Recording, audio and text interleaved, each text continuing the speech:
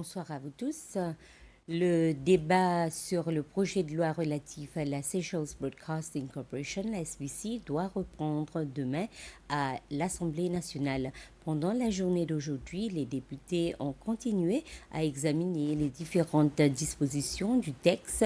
Les élus de l'opposition de LDS ont exprimé leurs réserves à l'égard du projet de loi, tandis que plusieurs députés du parti au pouvoir, United Seychelles, ont défendu la réforme. ABDAR, la Agency for the Prevention of Drug Abuse and Rehabilitation, effectue une étude afin de déterminer la situation réelle des personnes consommant de la drogue aux Seychelles. L'agence s'est rendue à Praslin pour mener des consultations et collecter des données directement auprès des différents acteurs concernés. ABDAR a organisé une session de 2 jours réunissant plusieurs agences et groupes communautaires en lien avec la Journée internationale contre l'abus et le trafic illicite de drogue. Cette initiative vise à mieux comprendre l'évolution de la consommation de drogue et d'autres substances dans le pays tout en alimentant la préparation du National Drug Control Master Plan. Le Conseil national pour l'enfance NCC, en collaboration avec l'Association des pères, ont organisé une session de sensibilisation destinée aux pères afin de les aider à mieux comprendre leur rôle dans la protection et la sécurité de leurs enfants. Cette initiative, mise en place à l'occasion de la fête des pères célébrée dimanche dernier, avait pour objectif de renforcer la responsabilité parentale, particulièrement celle des pères, dans la protection des enfants contre diverses formes de violence et d'abus.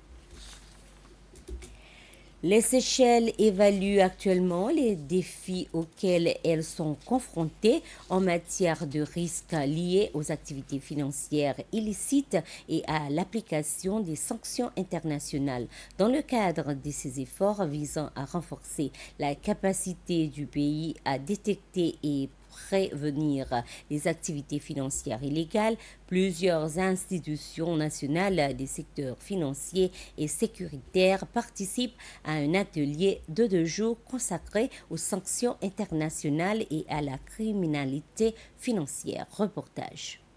Parmi les participants figurent des représentants de la police, de la Financial Intelligence Unit, des banques ainsi que d'autres organismes concernés par la lutte contre les crimes financiers. Cette initiative est organisée conjointement par le gouvernement des Seychelles et le Royal United Services Institute, une organisation britannique spécialisée dans les questions de sécurité, de criminalité financière et de sanctions internationales. La première session de travail a principalement porté sur le renforcement des capacités nationales à identifier et à gérer les risques liés au financement d'activités destinées au développement ou à la prolifération d'armes en violation des sanctions et obligations internationales. Les participants examinent également les mécanismes permettant d'améliorer la coopération entre les différentes agences nationales et de renforcer les procédures de contrôle. Selon les organisateurs, cet atelier constitue une étape importante pour consolider la résilience du système financier séchellois et préserver la réputation du pays en tant que juridiction respectant les standards internationaux de transparence et de sécurité financière.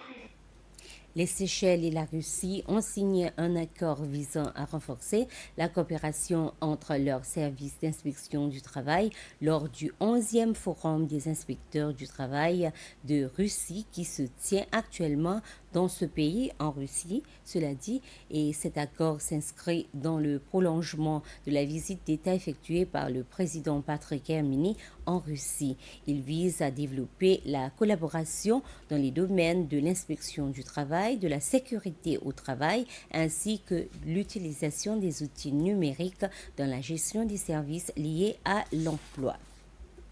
Pour clore, à l'approche des célébrations marquant le 50e anniversaire de l'indépendance des Seychelles, le State House s'est illuminés aux couleurs du drapeau national. Les célébrations du jubilé d'or mettent en avant le parcours accompli par la nation au cours de 5 décennies d'indépendance depuis le 29 juin de 1976, date à laquelle les Seychelles ont accédé à la souveraineté après la période coloniale britannique.